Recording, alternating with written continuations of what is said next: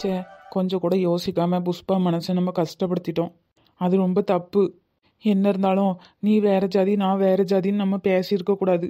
அவ மனசுல அப்படி ஒரு எண்ணம் இல்லை. அப்படி ஒரு எண்ணம் இருந்திருந்தா நம்ம கிட்ட பழகிருக்கவே மாட்டா. என் மனசுல தான் அப்படி ஒரு எண்ணம் இருந்திருக்கு. என்ன ஆனாலும் பரவாயில்ல, புஷ்பா கிட்ட மன்னிப்பு கேட்கணும். இவ்வளோ ஒரு நல்ல பிள்ளையே நம்ம மிஸ் பண்ணிடக்கூடாது. அவ தான் கடைசி வரைக்கும் என் வாழ்க்கை துணையா வரணும். அவ வந்து அழகு பார்க்கல, பணம் பார்க்கல, படிப்பு பார்க்கல, எதையுமே பார்க்கல. என் மனசு மட்டும்தான் பார்த்துருக்கா. ஆனா நான் அப்படி இல்லை. அவளை பார்த்து நீ வேற ஜாதி நான் வேற ஜாதின்னு சொல்லிட்டேன். சே, அவ மனசு எப்படி வலிச்சிருக்கோம். என்னைய மன்னிப்பாளான்னு கூட தெரியலையே. என்ன இது? இந்த பையன் நம்ம வீட்டு காம்பவுண்டு செவரு பக்கத்துல நின்றுக்கிட்டு வீட்டையே வரிச்சு பார்த்துட்டு இருக்கா. இது ஊர் தலைவர் கைப்புள்ள தானே? ஏல ஏல, ஐயோ இவன் பேர் கூட எனக்கு மறந்து போச்சே. பாட்டி. இல்ல என்னத்துக்கு வயசு பிள்ளையே வெறிக்க பார்த்த மாதிரி என் வீட்டையே வெறிக்க பார்த்துட்டு இருக்கியாம்ல? ஒன்றும் இல்லை பாட்டி, சும்மாதான். ஊர் தலைவர் எதுவும் கூட்டிட்டு வர சொன்னாரா? அதெல்லாம் ஒன்றும் இல்லை பாட்டி. வீட்டுக்குள்ள வரணுமால? வா, தாத்தாவை பார்க்க வந்திருக்கியோ? இதான் நல்ல சான்ஸ். தாத்தாவை பார்க்க போகிற மாதிரி புஷ்பாவை பார்த்துட்டு வந்துடலாம். ஆமாம் பாட்டி. இல்லை உள்ள போக வேண்டியதுனே. உன்னை யார் வர வேண்டாம்னு சொன்னது? வெறிக்க பார்த்துட்டு இருக்க. வா உள்ள போவா. வரேன் பாட்டி. இந்த மனுஷனுக்கு பொறுப்பே இருக்காது. ஆமா, வர சொல்லிட்டு இப்படியே வெளியே நிற்க வைக்கிறது. யாரை வர சொன்னாலும் வாசல்ல நின்று வரவேற்க வேண்டாமா? நீ எதுவும் தப்பா நினைச்சுக்கிடாதானே? நீ வா. ஐயோ பாட்டி, தப்பா நினைக்கிறதுக்கெல்லாம் ஒன்றும் இல்லை. சரி. புது வருஷம் பிறந்தாலே ஒன்று டைரி இல்லைன்னா கேலண்டரு ஏதாவது வாங்கலைன்னா நமக்கு மனசு ஆறாது. அதுவும் அந்த காலண்டரை ஒவ்வொரு கடையிலையும் அன்னைக்கு காலண்டர் கொடுங்கன்னே கேட்டு வாங்குறது தனி சுகம். நம்ம வீட்டில் நிறைய டைரி இருக்கு. ஏதாவது படிக்கிற பிள்ளைகளுக்கு எடுத்து கொடுக்கணும். ஏங்க கொஞ்சம் அது பொறுப்பு இருக்கா உங்களுக்கு? வா மீனாட்சி. நானா வர்றது இருக்கட்டும், வீட்டுக்கு ஒரு ஆளை வர சொன்னா இப்படி அங்க வெளியே நிக்க வைக்கிறது? என்ன சொல்ற மீனாட்சி? நான் யாரையும் வர சொல்லலையேம்மா.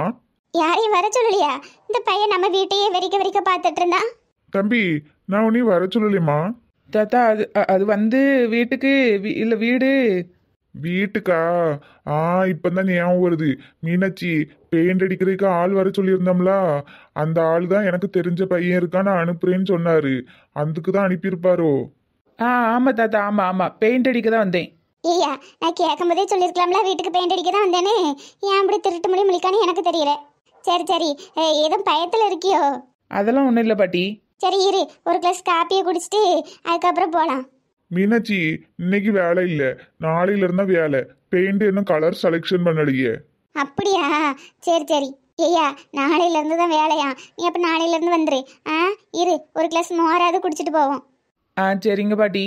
ஆமா, நீங்க என்னத்துக்கு இந்த வெறும் டைரி எடுத்து வெறிக்க பார்த்துட்டு இருக்கிய? புது வருஷம் நாளே டைரி கிடைக்கல மீனாட்சி. ஆமா, அந்த காலத்துலலாம் எனக்கு ஒரு டைரி கிடைச்சிடக்கூடாது. உடனே ஒரே கவிதை தான் எழுதுவேன். ஆமா, பக்கமா கவிதை, இல்லாட்டி ஏதாவது நடிகர்கள் போட்டா, அப்புறம் என் வாழ்க்கையில் நடந்தது, இந்த மாதிரி எழுதி வைக்கிற பழக்கம் எனக்கு உண்டு. இப்போ கல்யாணத்துக்கு அப்புறம் என்னத்தை கண்டோம்? இப்பெல்லாம் டைரியில வரவு செலவு கணக்கு மட்டும்தான். பால் 10 ரூபா, மிளகாத்தூள் 20 ரூபான்னு எழுத வேண்டியிருக்கு. கவிதை எழுத எங்க இடம் இருக்கு? டைரி நிறைய இருக்கு. உனக்கு என்ன தோணுதோ எடுத்து எழுத வேண்டியதானே? ஆமா, எழுதி முடிச்ச வயசுலாம் போயிட்டு இப்போ நான் யாருக்கு எழுத? ஏன் மீனாட்சி, எனக்கு ஒரு கவிதை எழுத மாட்டியா?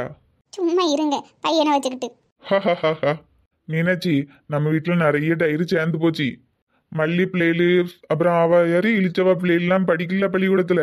ஆளுக்கு ஒரு டைரி எடுத்துக்கொண்டு கொடுமா, படிக்கிற பிள்ளைகளுக்கு அது உதவட்டும். அதுவும் சரிதாங்க. சரி, உங்களுக்கு வேண்டாத டைரியெல்லாம் எடுத்து வைங்க, நான் போவச்சில கொண்டு போறேன். வந்த பயல நிக்க வச்சே பேசுவோம். ஏட்டி புஷ்பா, ஏட்டி ஒரு கிளாஸ் மோர் எடுத்துட்டு வாட்டி. ஏய்யா வந்து உட்காரு. வேண்டாம் பாட்டி, நான் கிளம்புறேன்.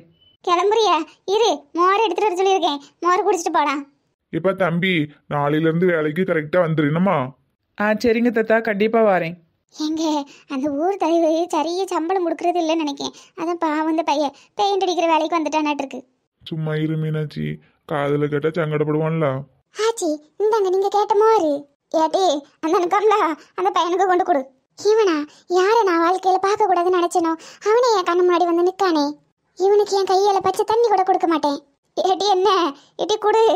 எங்க அந்த சீட்டு போட்டிருந்தோம்லாங்க, 1ஆம் தேதி சீட்டு, அது 3 வருஷம் ஆயிட்டாமா.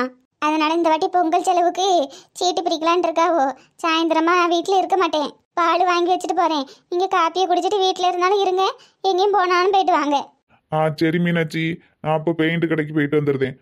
சரிங்க. சரி, புஷ்பா மட்டும் தானே வீட்டில் இருப்பா, அது எங்கே இருக்கும்? அது நெட்டவழி கூட சேர்ந்து சுத்ததான் செய்யும். அப்போ வீட்டை பூட்டிட்டு போயிருங்க. சரி மீனாட்சி. ஏட்டி என்ன நீயே இப்படி காலைல சுடு தண்ணி ஊத்துன மாதிரி முறைச்சுக்கிட்டு இருக்க? ஏட்டி கொடுத்துட்டு உள்ள போ. ஆச்சி நான் யாருக்கும் பச்சை தண்ணி கூட கொடுக்க மாட்டேன். ஏம்டி கொடுக்க மாட்டேன்னா கொடுக்க மாட்டேன்.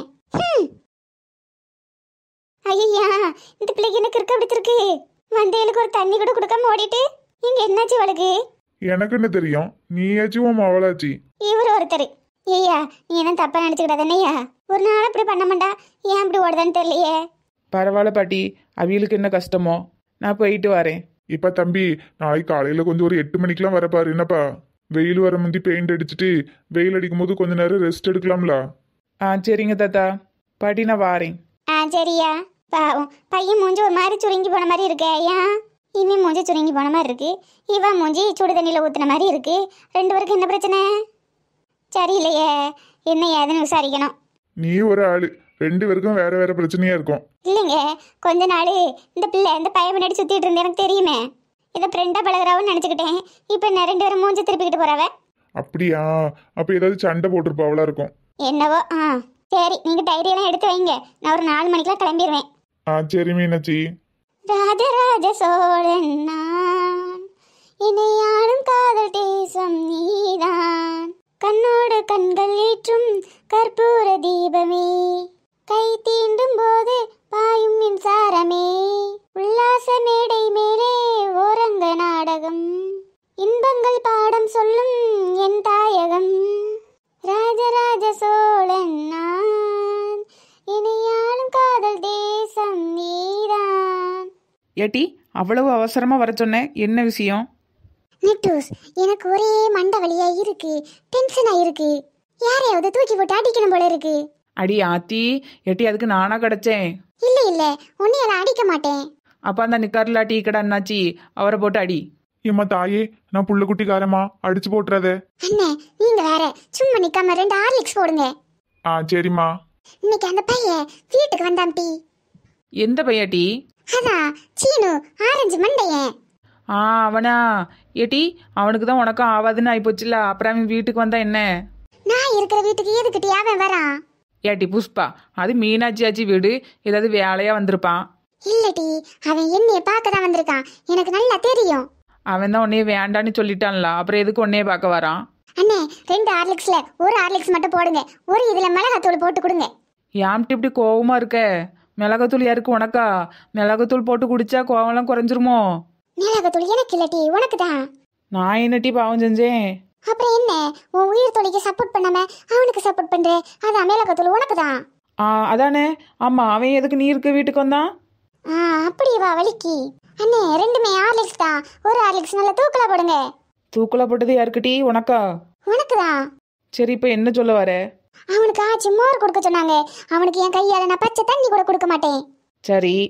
எனக்கு ரொம்ப கோபமா வருது. சரி வா பொரி உருண்டை திங்க போலாம். அதானே பார்த்தேன்.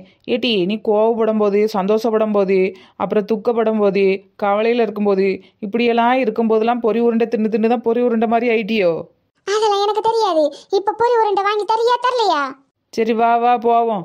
அண்ணே 2 ஹார்லிக்ஸ்மே கேன்சல். சரியான பைத்தியமா இருக்குமோ?